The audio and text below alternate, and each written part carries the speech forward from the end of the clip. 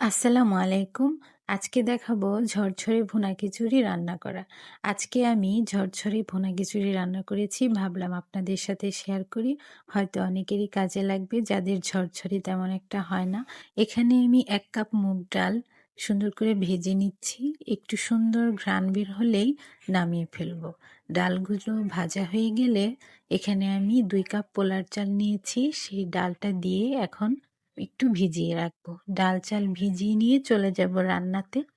হাঁড়িতে পেঁয়াজ কুচি দিয়েছি। পেঁয়াজটা বেরেস্তার মতো লাল লাল হয়ে গেছে। এখন এখানে দিয়ে দেব গরম মশলা। গরম মশলা মানেই দারচিনি, এলাচ, তারপরে তেজপাতা আরও অন্যান্য মশলাও দেওয়া হয়েছে। তো এগুলোকে সুন্দর করে ভেজে ফ্লেভারটা বের হলেই আমি দিয়ে দেবো এখানে কাঁচামরিচ ফালি করে। কাঁচামরিচটা দিয়ে একটু নেড়ে চেড়ে কাঁচামরিচটা একটু ভেজে নিয়ে দিয়ে দেবো এখানে আদা ও রসুন বাটা এবং সব উপকরণগুলো ভালোভাবে ভেজে নেব। ভেজে নিয়ে দিয়ে দেব পরিমাণ মতো লবণ। লবণটা পরে একবার চেখে নিলেই হবে। তারপর যদি লাগে আবার দিতে পারবেন। এখানে দিয়ে দিলাম অল্প একটু মরিচ গুঁড়া, তারপর একটু ধনিয়া গুঁড়া আর হচ্ছে হলুদ গুঁড়া।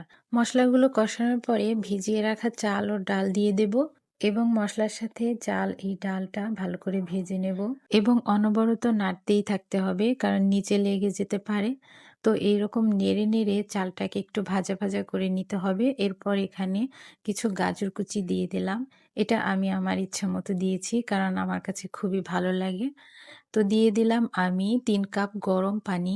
এখানে আপনি ৩ কাপ গরম পানি দিবেন কারণ এখানে অতিরিক্ত ৪ কাপ দিলে হয়তোবা নরম হয়ে যেতে পারে খিচুড়িটা।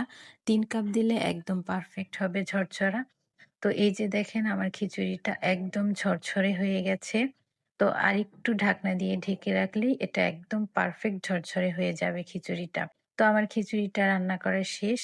এখন আপনাদের একটু পরিবেশন করে দেখাবো যে এটা কেমন হয়েছে। তার আগে আমি একটু ঘি দেব। ১ চামচ ঘি দিয়ে একটু ঢাকনা দিয়ে ঢেকে রাখবো। কারণ ভুনা খিচুড়িতে ঘিয়ের ফ্লেভার না থাকলে কিন্তু ভালো লাগে না। শীত শীত পড়ার কারণে আমার গলার ভয়েসটা একটু অন্যরকম হচ্ছে, এর জন্য সরি। তো এই যে দেখেন আমি আপনাদের সার্ভ করে দেখাচ্ছি কি সুন্দর ঝরঝরে খিচুড়ি হয়েছে। আর এটা ভীষণ মজার খেতে। গাজর কুচি দেওয়াতে এটা কিন্তু দেখতে ভীষণ সুন্দর হয়েছে। গাজর কুচিটা আমি আমার ইচ্ছে মতো দিয়ে আপনারা স্কিপ করতে পারেন, আবার দিতেও পারেন। ভীষণ মজার হয়েছিল।